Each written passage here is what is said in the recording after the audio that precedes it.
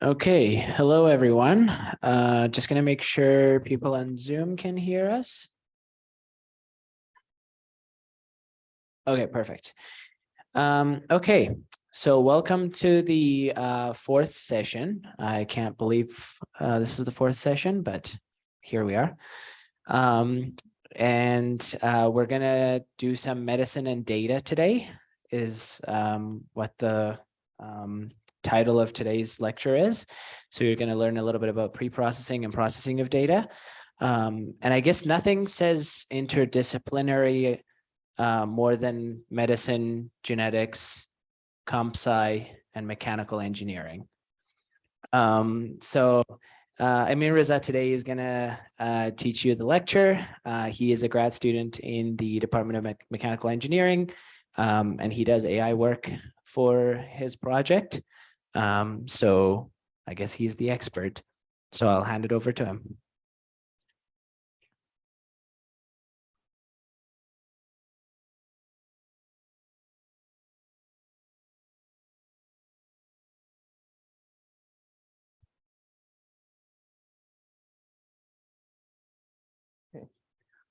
Hello, everyone. My name is Aminreza. I'm a fifth-year PhD student. I should have been graduated by now, but yeah, you know, it's PhD. So welcome to this session. And if you want to scan the attendance tracking, you can do it right now. If not, I can go start the presentation. Okay, so I know it's 6 p.m. and it's going to be a little hard if I went too technical, and because of that, I decided not to go too technical about these ones. So today I'm going to focus on the overview of data-driven decision-making, which is going to helpful in your project. And I think it's best if you have some ideas about it in general. And then we're going to talk about important terminologies in this area and understand the importance of data quality in AI, and list the basic medical data types and describe common data processing techniques used in AI and the basics of applying AI in this. So the first part of this presentation and this session is going to be data-driven decision-making. The main structure of this part is mostly focused on a course that is presented by Google. Also, you can find it, find the one that is presented by IBM as well. And also, you can find some useful materials that I'm going to share with you at the last slide. If you're more curious, you can go more in depth. So I decided to go an overview of go over the data-driven decision-making. Sometimes I go a little bit deeper, but most of the time we're on surface. So I'm not go into details of the steps of data-driven decision-making, but I'm going to go with the overview. First of all, what is data-driven decision-making? Data-driven decision-making is defined as using facts, metrics, and data to guide strategic decisions, sometimes in business, sometimes in other industries, that align with your goals, objectives, and initiatives. Okay, at the beginning, to get you more involved, if you can scan this one and tell me why you think data-driven decision-making help us in our problems and questions.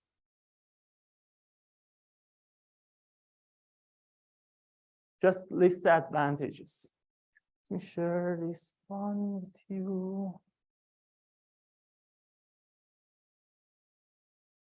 Okay.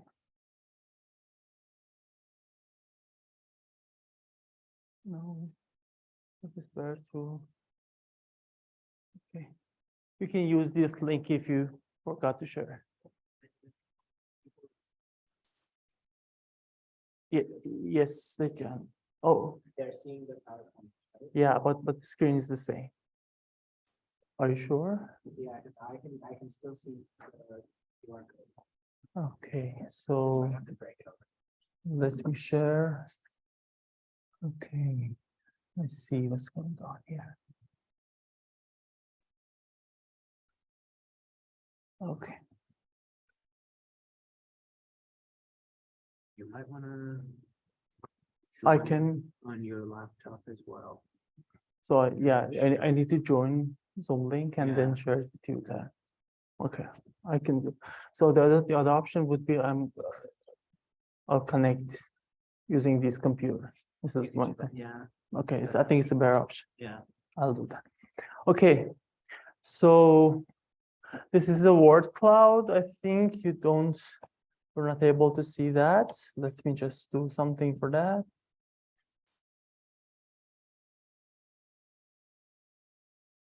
Okay, so I can say decisions, evidence, information, unbiased, which is good, informed, accurate, yeah. Can see facts. Yeah, so data-driven decision makings are based on facts. It's usually precise, it's accurate, and risk-aversing, directive, and mostly based on facts. Is it the only way that we can do and we decide? No, there are other ways of decision making. Is it the preferred one? Any idea?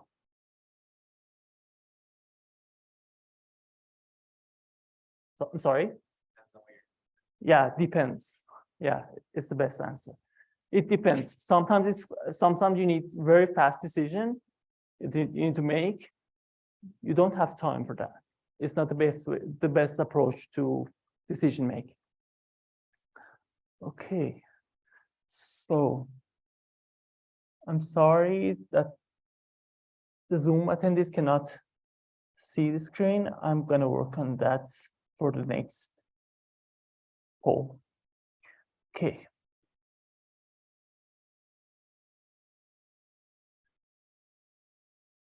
So these are some examples that you can see in healthcare, how data-driven decision-making helps.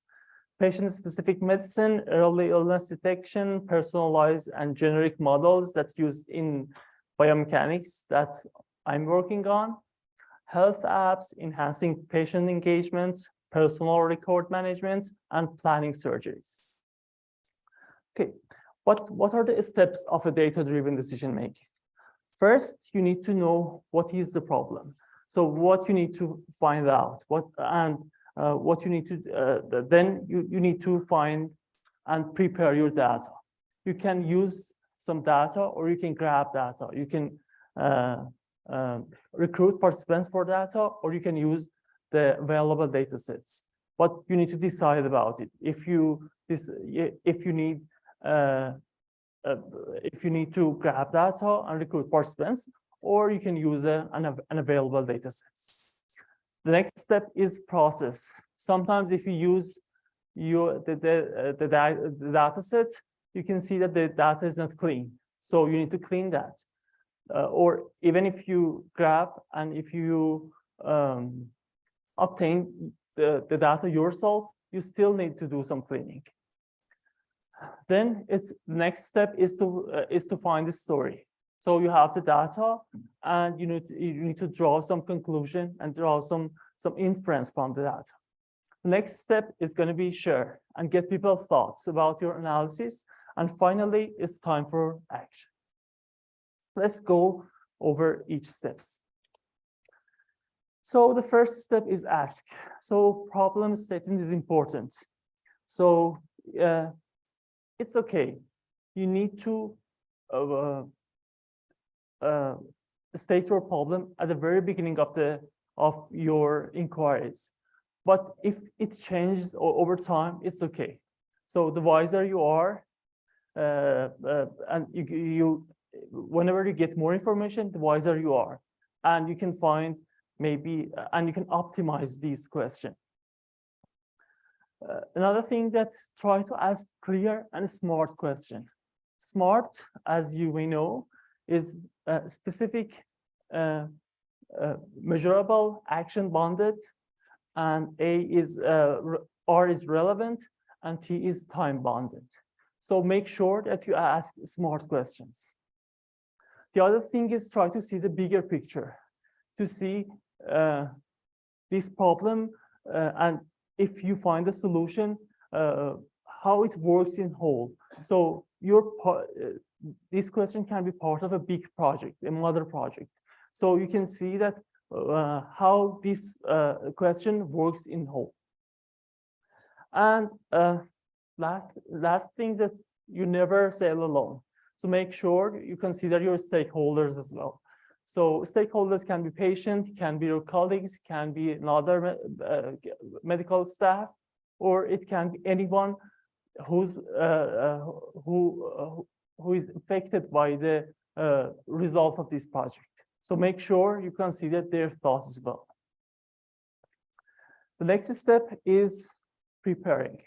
So these are the questions you need to ask yourself in this process, this step, I can say. So what needs to be figured out to answer the questions? What would help you to measure the outcome of any changes to the problem area? What research is needed? What types of data are you dealing with? I'm going to talk about it in the second section of this session. And the most important thing, where is the information held or can be gathered? There are two types of data sources. It can be primary data source or it can be secondary data source. So for primary, the team that's working on this project collects the data themselves in order to answer the question that we ask. But for secondary data sources, we request data from a pre-existing database or study. The advantage of the first one is that you can able to control the quality of your data. You can ask and collect whatever is needed for your project. But the cons is very time consuming, it's more expensive, lots of ethics paperwork, you already know that, and extensive pre-processing steps is required. But if you use secondary data sources, it's quicker and cheap. You can able to gather large number of data points, but you may not have access to all the features you want. And the other thing is the quality of data sometimes is not very good, as most of the times is unknown. So you need to take a look and check if the quality of data suits, or you need to do some pre-processing, you need to do some data cleaning, and so on and so forth. Okay, so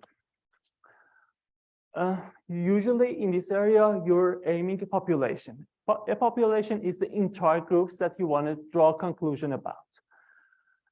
A sample is a specific group that you will collect data from. The size of sample is always smaller than the population, which is, I think, obvious. But why we need to do sampling? Sometimes it's simply not possible to study the whole population. Sometimes it's not practical to study the whole population. It's easier and more efficient to collect data from a sample. Sometimes it's very expensive to collect data from the population. So, so for example, the budget of the project is limited. Also, the laboratory equipment and everything is limited. So you need to take those into consideration. So we go for sampling. Also, it's more manageable to sample. Storing and running statistical analysis using a smaller data set is easier and also more reliable. Sampling can be probability-based or it can be non-probability-based. You can go for simple random sampling. So, for example, if you have 1,000 people in your population, you go and you need 100 people in your samples, you go and choose number 1, number 11, number 21, number 31, and so on and so forth. Now you can gather data from these people. Systematic sample is that, I'm sorry, the one that I just talked, I described the systematic sampling. For simple random sample, you just go random and choose 100 people out of 1,000. There are some function that you can use for that's random generator, and you can use them to make random number, and you can choose the let's say 100 people out of 1,000. Stratified sampling is that so your population have different groups in terms of sex, gender, level of severity of a problem or of an illness. So stratified sample choose from all of these groups. This way you make sure that you include at least one person from each group of your data. Cluster sample is more or less similar to stratified sampling, but in this way you make subgroups. In each subgroup, you're making sure that you're reflecting the population. So each of these clusters are reflecting the population in whole.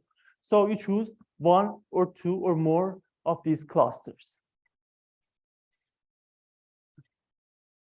Okay. Actually, there are other types of probability sampling as well, but these are the most important ones. You can, there are other type of sampling as well. It's called non-probability sampling. The first one, I think, is the easiest one is convenience sampling. You can choose whoever is close to you. So if I want to ask the U of a student about about the question, I just choose you because you're here at this conference. Purposive sampling needs an expert. So experts are the best who can choose whoever is eligible to be a sample. So for purposive sampling, which are also called judgment sampling, experts choose who is going to be in your sample data. A snowball sampling is whenever the population is hard to access. So I have access to you, then you access to other people, and then we can have, let's say, 100 people in our sample. Quota sample is the one of the most common form of non-probability sampling, and is done until a specific number is gathered from each group. So remember that we have cluster sampling. So we have different groups of data in our population. So for example, we have 1,000 people in our population, 500 of them are men, and 500 of them are women. So we need 100 people in our sample. We choose 50 of men and 50 of women, just to make sure that everyone is included in the sampling. Also, there are other non-probability sampling types, but these are the most common ones. Okay, so, but keep in mind, every method of sampling has its own biases. You need to consider that in your processing. So if the data is biased, it won't accurately reflect the population. So you need to consider that. At least be aware of that. At least be aware that your method of sampling makes this type of biases. So you need to at least be aware of them. And you can address this issue if it's possible. Sometimes it's not possible to address this issue. So if you have any publication, just include them in your limitation of your studies. But sometimes you can address it in this step. In this step, we use proper tools to find incorrect and incomplete data and remove inconsistency in data and duplicated entries, missed values, or incorrect entries. In this step, you should ask, is the data source that I use is trustable and data quality high or not? What data errors or inaccuracy could occur within a given data set? What is the best possible answer to the problem being solved, and how to clean the data so the information is more consistent? Next, I'm just want to introduce some technical terms in that regard. So I think it's best if you can, if you've heard about these ones at least once, then I think it's going to be good for your next step. So data verification is the process of examining various types of data for consistency and accuracy. Data credibility is how complete and accurate a data set is. Data cleaning is the process of fixing, removing incorrect, corrupted, incorrectly formatted, duplicate, or incomplete data within a data set. So just keep in mind, if you're using a data set that's already available through Kaggle or different websites, you may need to do some data cleaning. Data privacy is the ability of a person to determine for themselves when, how, and what extent personal information about them is shared with or communicated to others.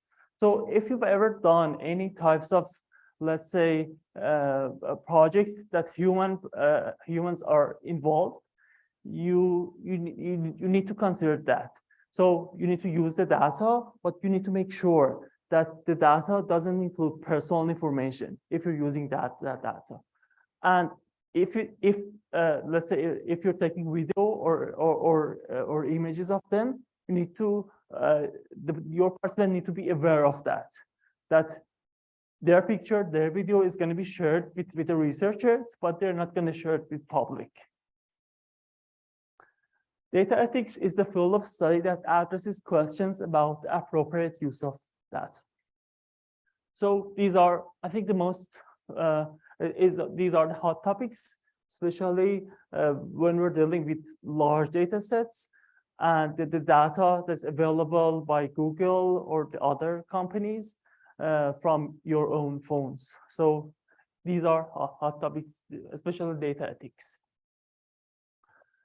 The other things that organizations that use big data have a potential competitive advantage over those that don't, since they make faster and more informed business decisions.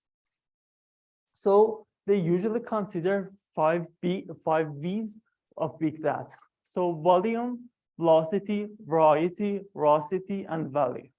Volume refers to the amount of data that exists. Velocity refers to how quickly data is generated and how quickly the data moves. Variety refers to diversity of data types. Veracity refers to the quality and accuracy of data, and value refers to the quantity of data. So if you're dealing with big data, you need to ask, you need to consider these specs of your data. Okay. Next, you have the data sets, and you need to draw some conclusion from that.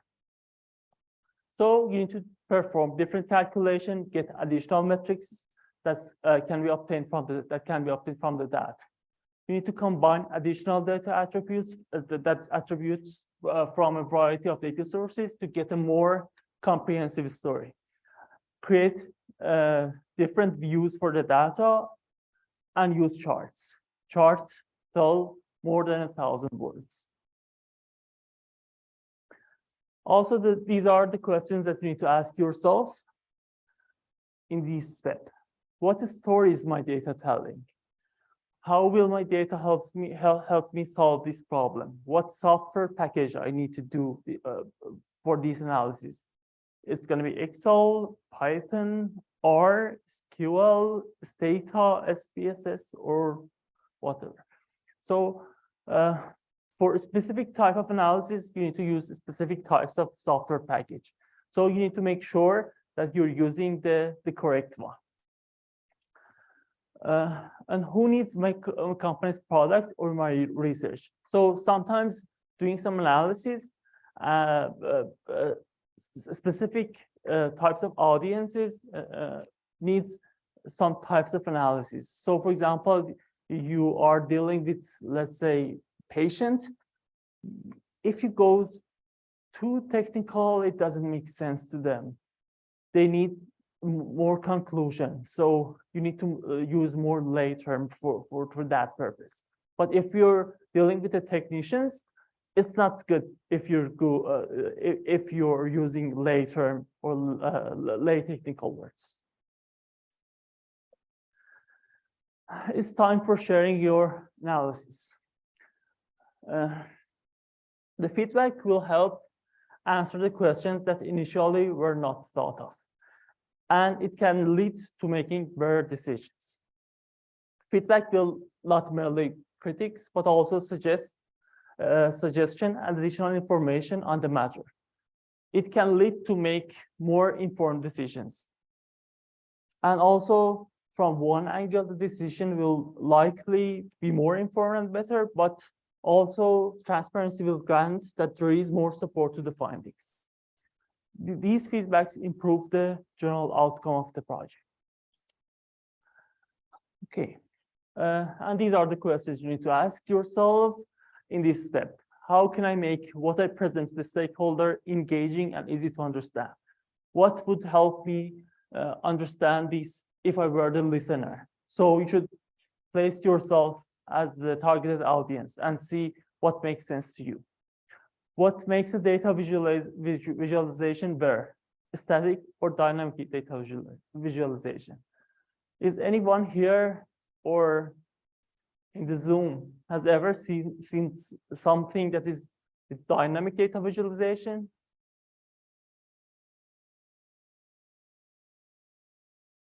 Yes. We would show COVID incidents or hospitalizations, and we would let users play with geography or time periods. I think some of the stuff that's still sitting on Tableau, let's play with age ranges to try and figure out what that looks like. Exactly. So if you remember the time of COVID, which is not past yet, I think, there are some types of graphs that you can change the country, you can change the area, and you can change the time. So the data visualization was dynamic. And yeah, so it's actually it's more interesting, but it's actually it can be tricky as well. You're not the one who has the control on the data visualization, but for static one, you are the one who controls what your audience sees. Okay, what software package needs to be used for these steps? Well, you can use Tableau, you can use Excel, MATLAB, Python, SQL, and so on. And finally, what are the subject matters thought on that? Okay, so I told you that data-driven decision making is not the only one that is used here in this step. There are other types of data decision making as well. Let me just activate here. Sorry. Okay. So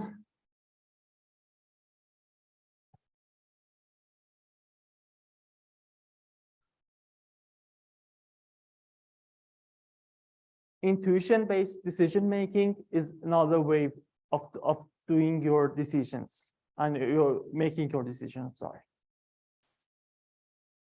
What is the advantage of intuition decision making? What do you think?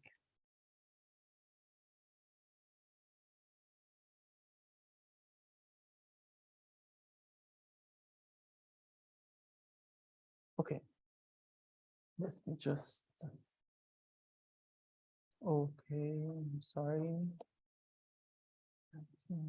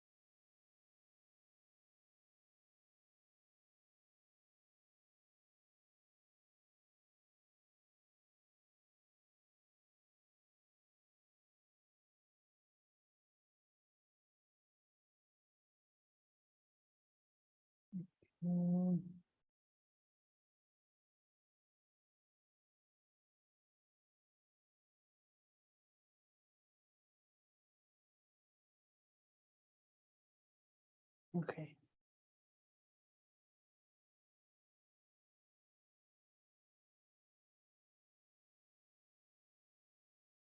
Okay, yeah, so it's faster as you mentioned here. Okay. Yeah, when time is involved, sometimes in most of the time intuition works best. Okay. Okay, it can be quicker. It can be faster, saves time, it's more relevant topics. It's sensitive details. Okay. Yeah, so it relies on experience most of the time. So if you're subject matter experts, you actually the sharing part is just for you. So if you're a researcher, you need to share your results with subject matter experts. Okay. Okay, it's corrective and it's quick, but can be risky. Okay, so many cognitive science like Gerzer from Max Planck argues that intuitive and analytic thinking should not be viewed as opposites. It should be viewed as complementary. Studies indicate that our decision making often works best when you use both of these ones. So it's not impractical if you share your data, if you share your analysis with subject matter experts. It's going to be helpful. Sometimes the data and your conclusion from the data doesn't make sense. You need to do your analysis again. So you need to be aware of that. Okay.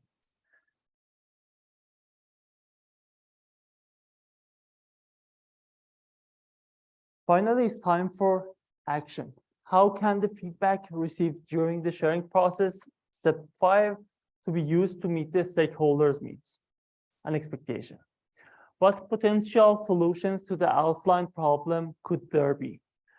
Taking the results and depending on the problem statement, recommendation for further actions. So at this step, you have some recommendations for solving one question, but there are lots of unanswered questions in that area. You can have some recommendation for further actions. And finally, is this problem worth solving? Yes, it can be a potential question. So you need to ask yourself that all of this done, did it worth? I'm sorry, is it worth or not? Okay. So next part of this presentation is about types of data. and we're focusing on medical data. The health, the source of data, the source of health data can be you, or it can be, let me just turn on the laser pointer. It can be you, it can be payer claims, it can be pharmacies, it can be genetics, it can be clinical trials, it can be senior homes, it can be devices, apps, hospitals, labs, and so on and so forth. These are some examples of data comes from healthcare systems. It can be just electronic medical records. It can be medical images and videos like MRI, CT scan. It can be medical signals like EEG, ECG, and EMG. It can be genetics, omics. It can be different types of things.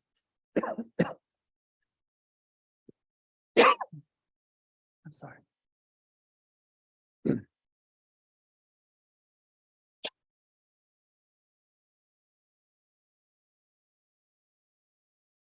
Data can be, I'm sorry, data can be structured or unstructured.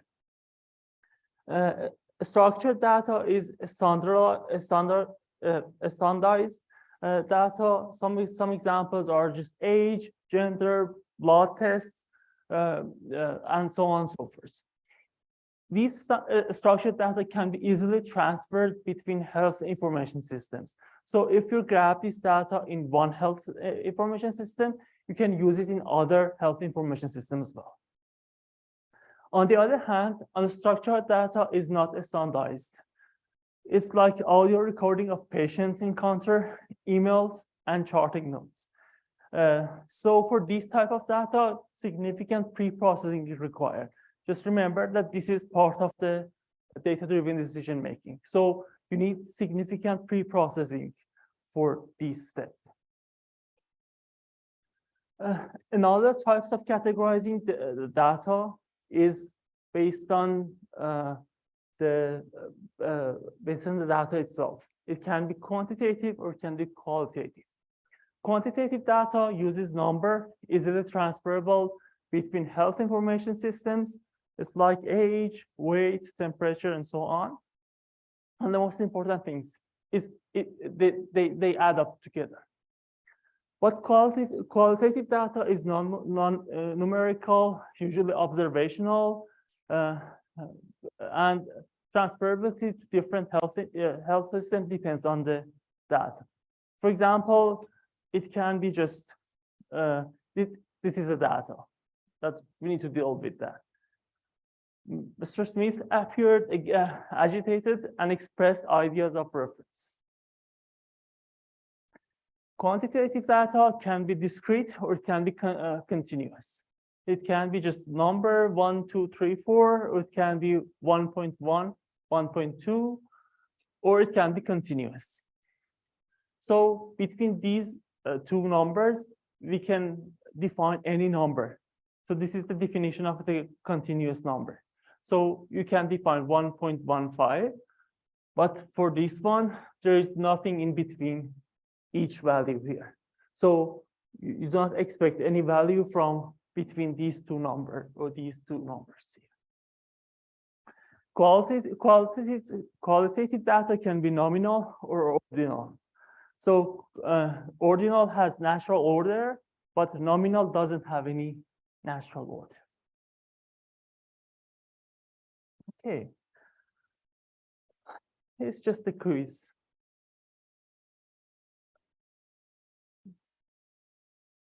Please share what you think of that one with me. Let me just activate this one.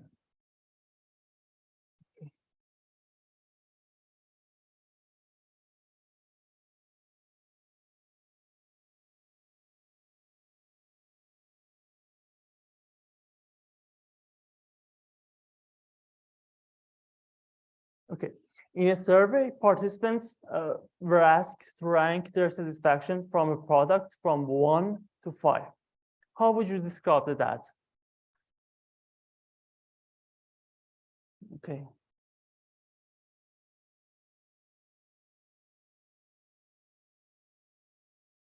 You can change your answer, I think, as well.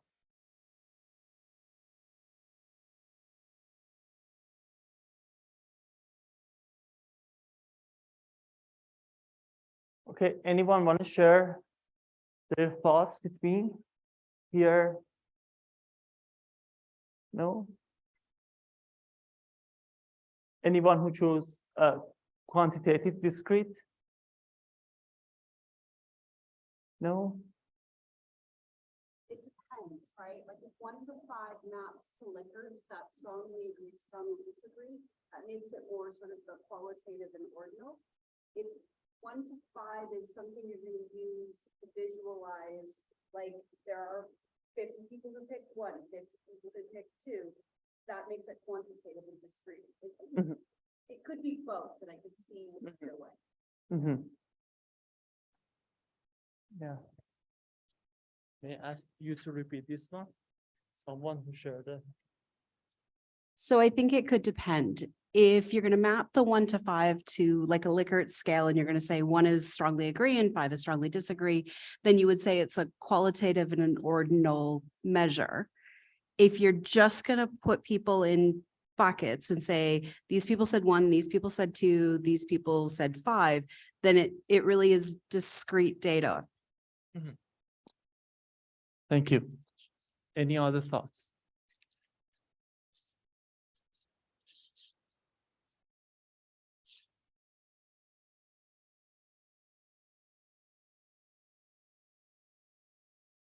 Okay.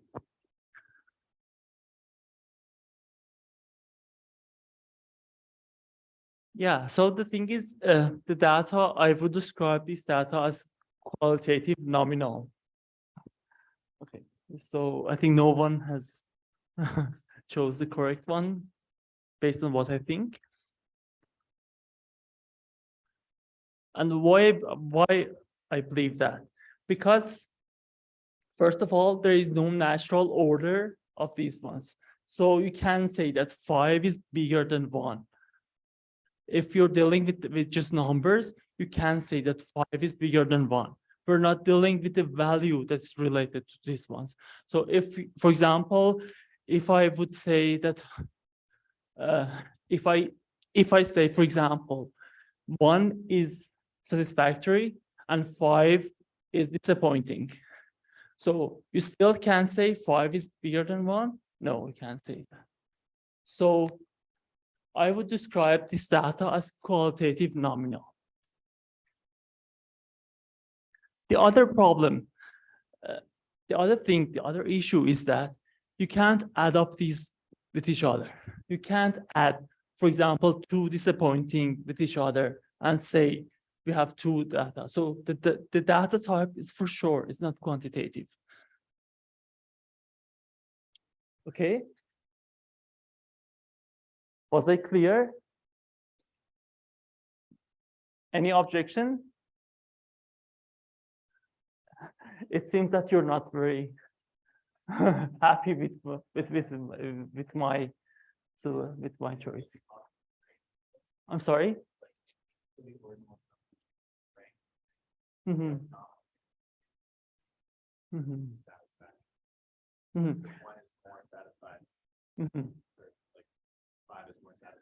Yeah, so if I would go for 1 is so you're saying that 5 is more than 1. Okay, but if I go with 1 as satisfactory and 5 with disappointing, you can't say that 5 is more than 1 anymore. Yeah. You could. Yeah. It's a tricky question. I know.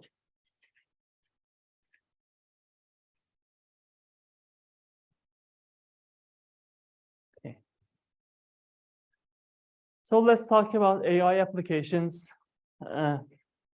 in public health and virtual medicine. Before that, let me talk about some terminologies that we use in this area.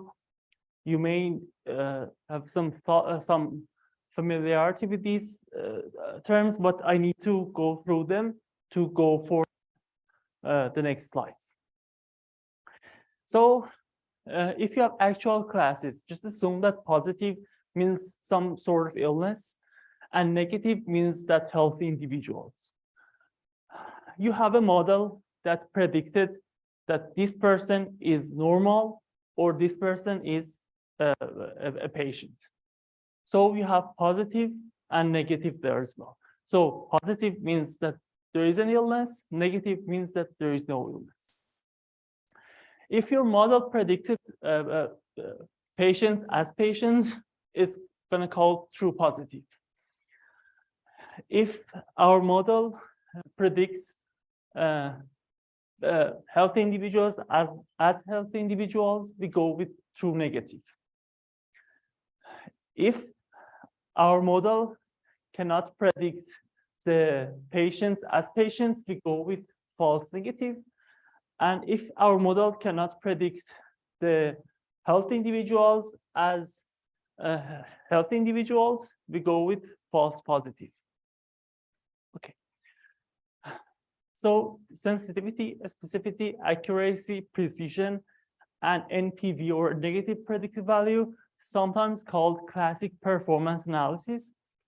And these are very common and used to be very common and still common, I can say, for evaluating your model.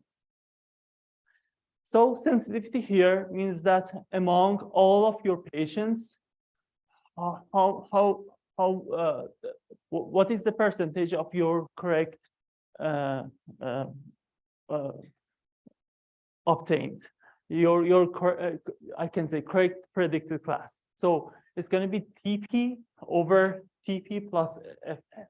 So true positive over true positive plus false negative. A specificity is defined for your negative values. It's for your healthy individuals. Is true negative over true negative plus over plus false plus positive. Accuracy is the total accuracy of your model. It's going to be true positive plus true negative over the whole population. So precision is defined as TP over true positive plus false positive. It's defined on the predicted class. And NPV is true negative over TN plus FN. True negative over true negative plus false negative. Okay. You have a question? Okay. Isn't the difference between 5 and 1 greater?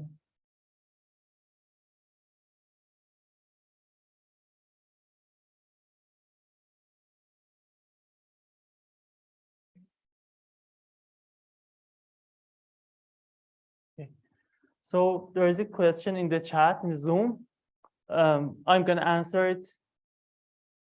Okay, I'm going to answer it at the end of the session, if you agree with me. So it's going to. Okay. So let's talk about some examples from literature that uses AI to do something.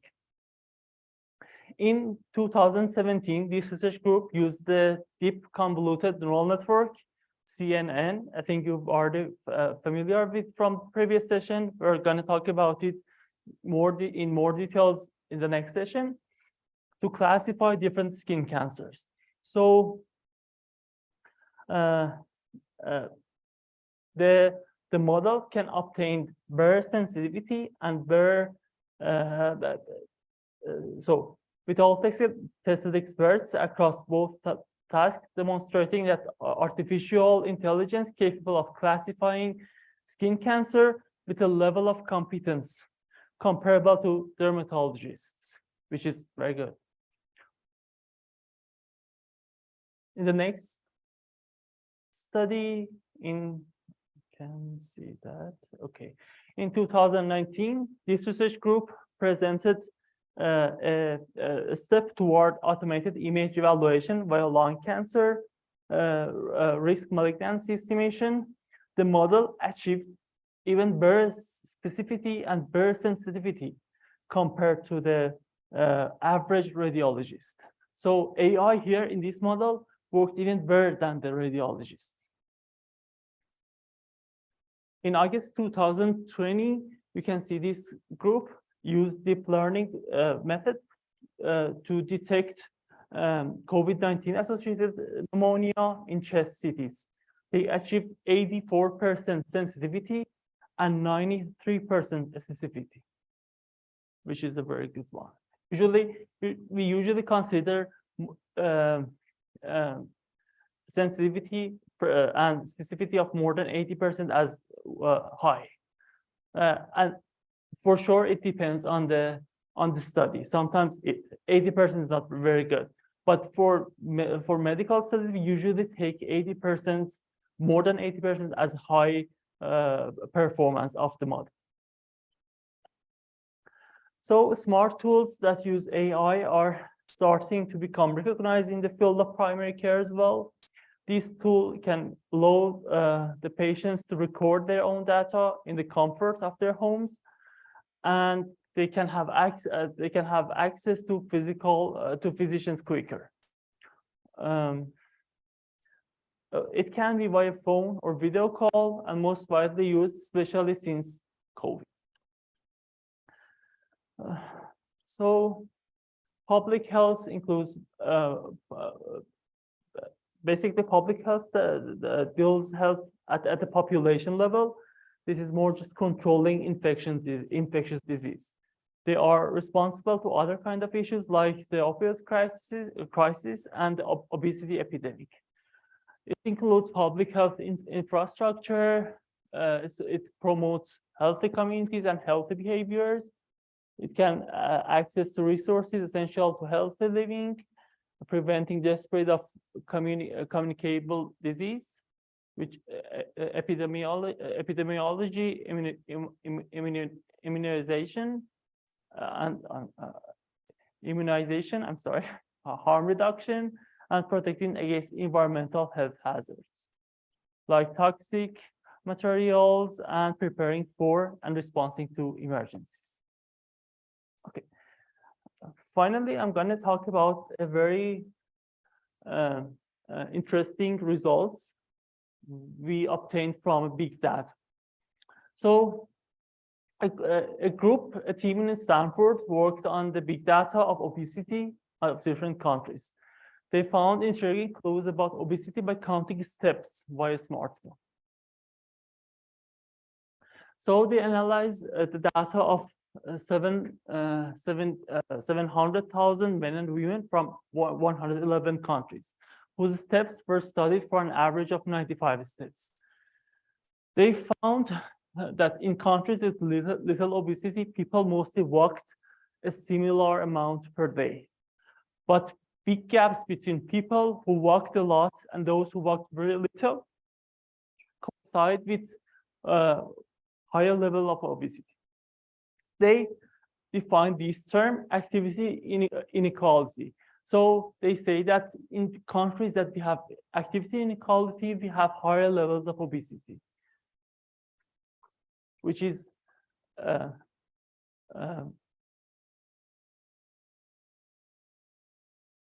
very interesting, I think. So this study is done in a team in Stanford, University of Stanford. If you've ever heard about Scott Dolph, this is a study under his supervision. If you're more curious about these stuffs, you can take a look at these ones. You can take a look at the Google Data Analytics, which is a certificate you can get from Coursera if you want. IBM also presents one. And if you're familiar, if you want to get more information about sampling and sampling methods, you can check the first links. And about confusion matrix and classic performance assessment, you can check the second link. Also, if you're more familiar with, if you want to get more familiar with Google Data Analytics for beginners, there are lots of examples here. You can check it out. Okay.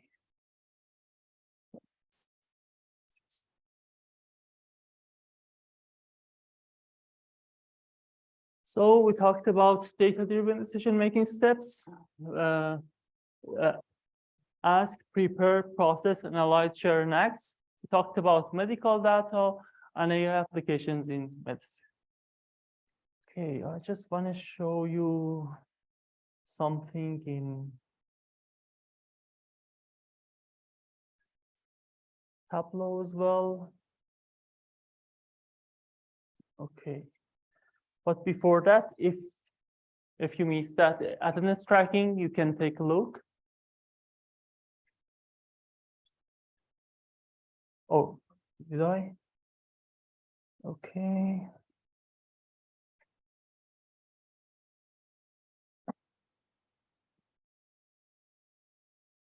Want to say something? Just real quick.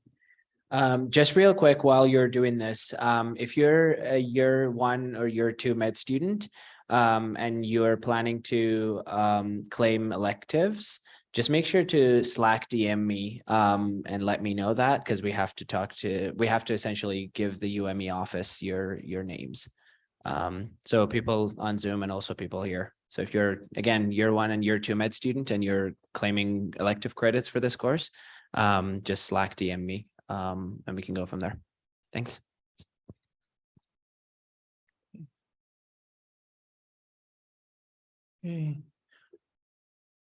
Okay, so I think it's time for answering the question that I received in Zoom. For the question that I shared is that for someone asked that isn't the difference between 5 and 1 created a difference between 5 and 4? So we're talking about the question that I shared. So the other sign that this is not a let's say quantitative data is that the difference between 5 and 4 is not the same as the difference between 2 and 1. You can't talk about 2 minus 1. The data doesn't add up. So the data is not qualitative. Okay, does that make sense? And your answer is yes. The difference is not the same. Okay.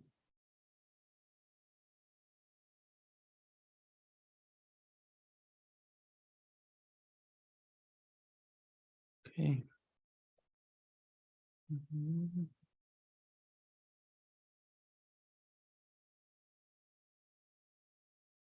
Okay. I just want to share something on Tableau with you, but because it's on my laptop, I think it's better to share it. I'm gonna post it on Slack, so I think it's gonna be accessible through accessible by the one who attends online as well. That's all. Thank you.